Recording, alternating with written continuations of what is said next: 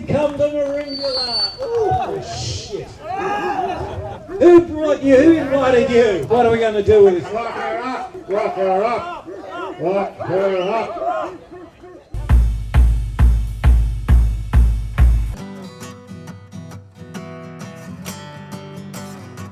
Every year is completely different. The Merimbula Classic is the most prestigious event to win in Australia. Everybody in the industry's there. We all just get out and ride together and have fun. I mean, let's face it, we put on the event predominantly for fun. And not so much making it about heats and structure and ins and outs and screw the rules. Just be a decent person and ride like a decent person. We'll judge you on what you can do. It's just a celebration of The wind and the waves. Celebration of wind and waves. A celebration of wind and waves. 4 days of fun, frivolity and feasting. Oh, and wind and waves.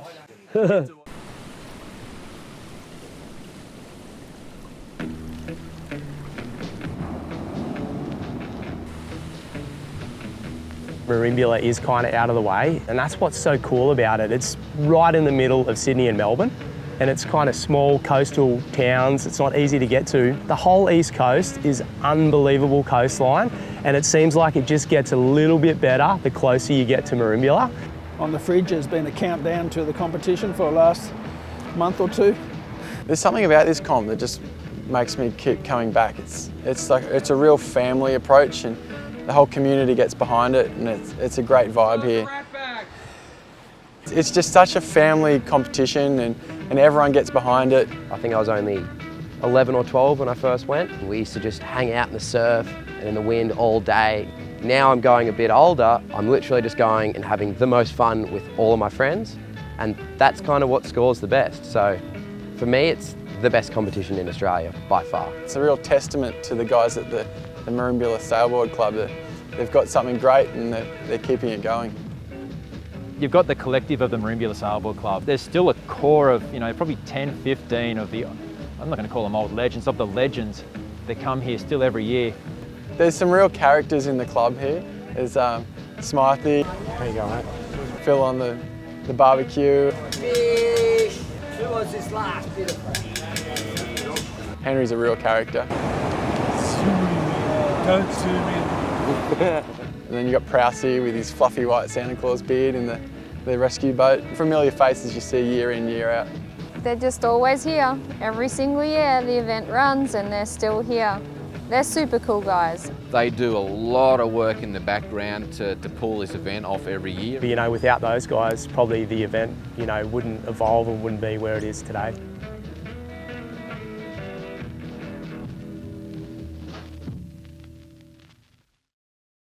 It was just such a stimulating thing after surfing. With a bag full of air, harnessed in, shooting along, just flying along with the wind in our arms. John and I founded the club, and we needed to manifest an event. I've been the contest coordinator for the Merimbula Classic since the first one in 1981 when we had the first event. We actually fitted in between a couple of events, one in Torquay and one in Sydney, and we became the cruisy event in the middle. We'd be waiting around for the wind, and then it'd eventually start creeping up, and then one guy would go out, another guy would go out, and eventually we'd all hit the water and there was no one left to judge. And then we went back to the pub and we judged it in the pub.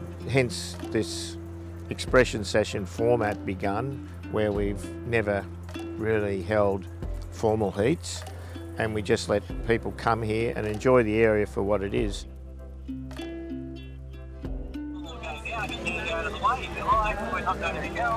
All right, we'll come now. Yeah. All right, see you then. Cheers.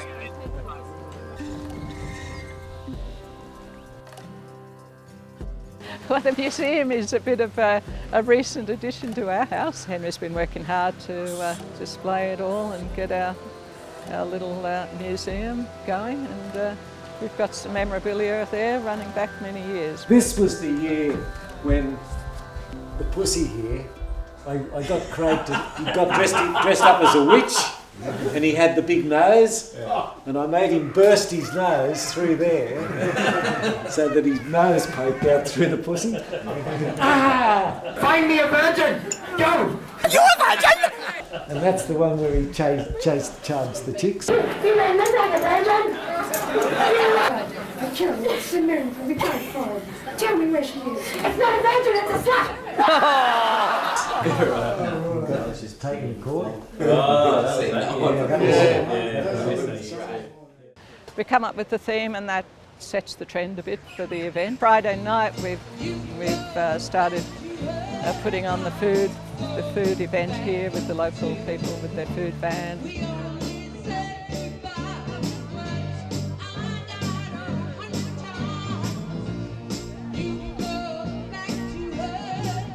Saturday night we go over to the bowling club. Saturday night's always the big night, and the dance floor is absolutely pumping. You know, you don't just come down here and mix it up chest to chest on the water.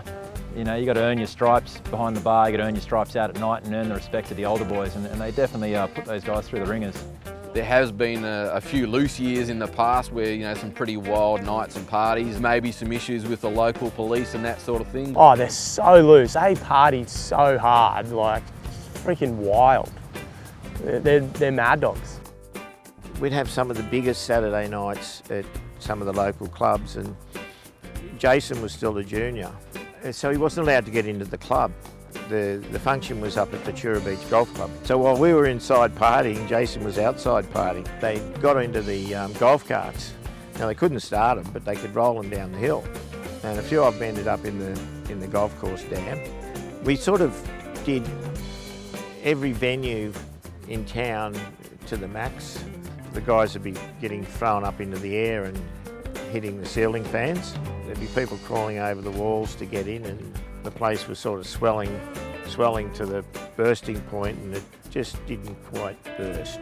You know, we talked to the clubs and the pubs, the venues after, and they've had best takings ever, better than New Year's Eve, these sorts of comments. I wanna fuck you, Scarlett Johansson. Look at this groveler, smashing lips, getting barrels, smashing lips and rubbing clips. I think some of the best stuff's really happened on the water.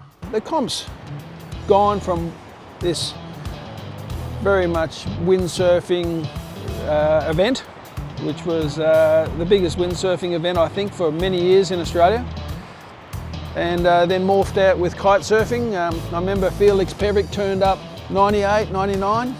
We all watched him get dragged down the beach and past us, and we thought, oh, that's interesting. And then the next year there was a couple more, and then it was on.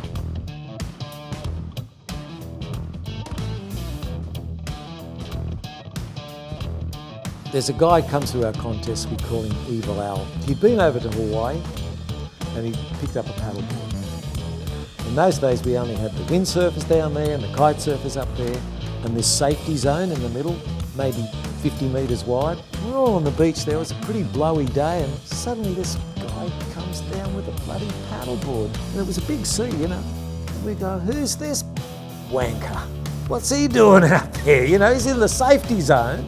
He's on that crazy craft, and he starts paddling for wave and he slips off the back of it. Ah, what a goose. Next minute, he catches a wave. And we went, oh my God, look at that. That was the start of subsurfing. That guy turned up, all of a sudden next year there was 20 subsurfers. Now the same thing's happening with the foils.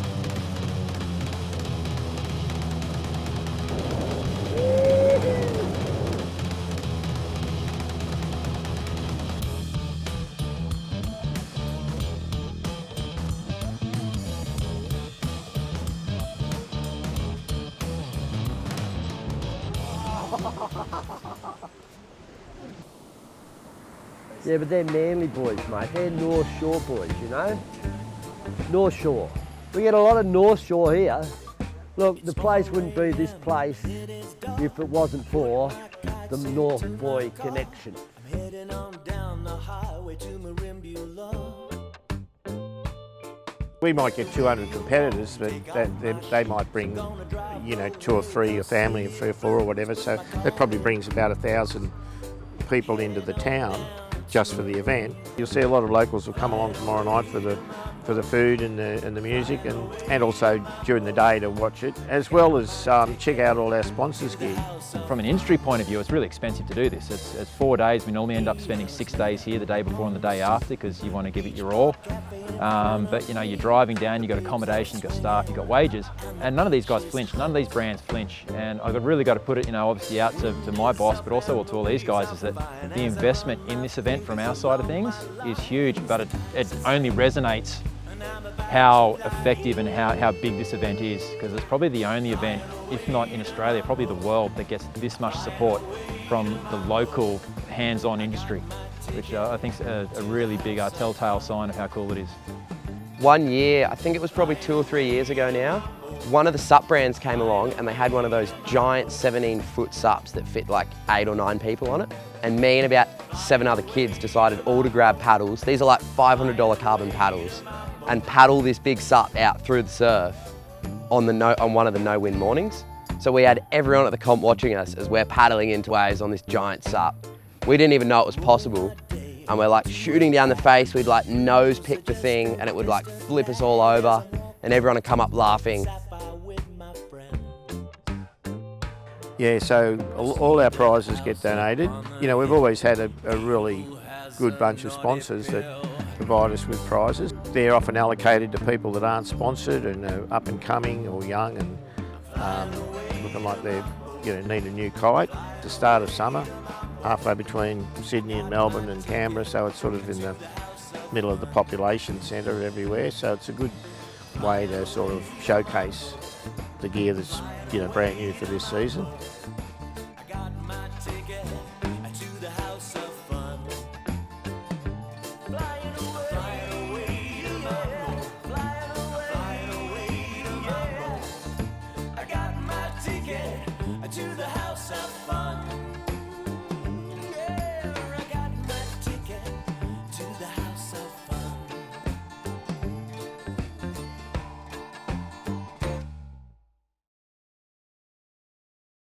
It probably sounds like, I hope it doesn't sound like it's all about me or John, because, okay, we were there at the beginning, but people that have joined us, like Phil behind the barbecue, he works all day, just sweating out steaks, and he's got this great attitude, and he's got a bunch of team behind him that does that.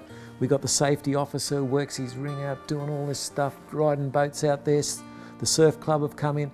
It's just the generosity of people that have joined us and help us, and they love us and we love them, and it's just a celebration of how people can work together, and that's where I get almost the most enjoyment.